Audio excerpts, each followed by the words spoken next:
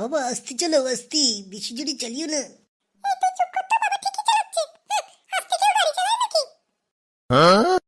আইয়ো রামা, রাস্তাটা এখন ফাঁকা, তাই আমি একটু জোরে চালাচ্ছি। দাঁড়া, রাস্তায় যখন জ্যাম আসবে তখন তো আস্তে আস্তেই চালাতে হবে। তোরা সিট বেল্ট একটু বেঁধে নে।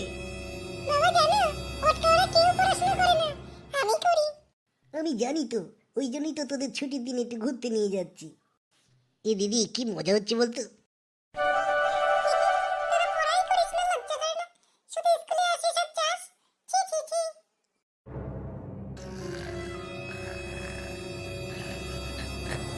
ওরে বাবা গো, এ তো ঘুমাতেও দেবে না, ঘুমের মধ্যেও পড়া পারি না আমি।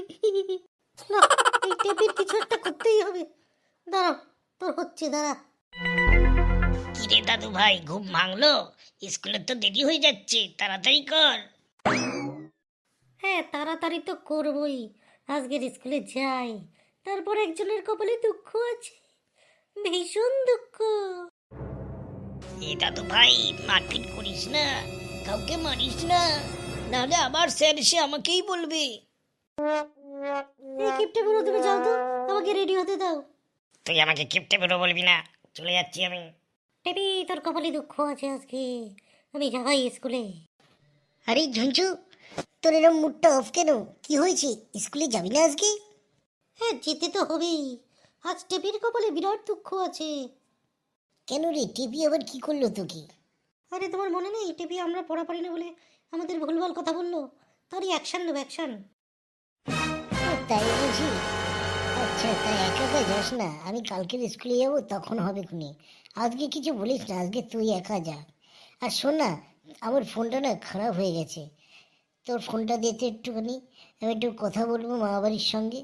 আমি মামাবাড়ি যাচ্ছি আজকে, জানিস তো। কত মজা পটকাদা, তোমার মা বাড়ি যা।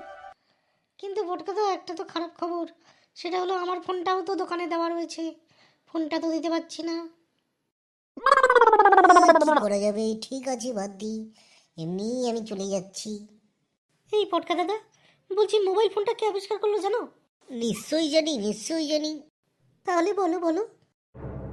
ওনার নাম হলো মার্টিন কুপার। বাবা, হেবি তো নামটা।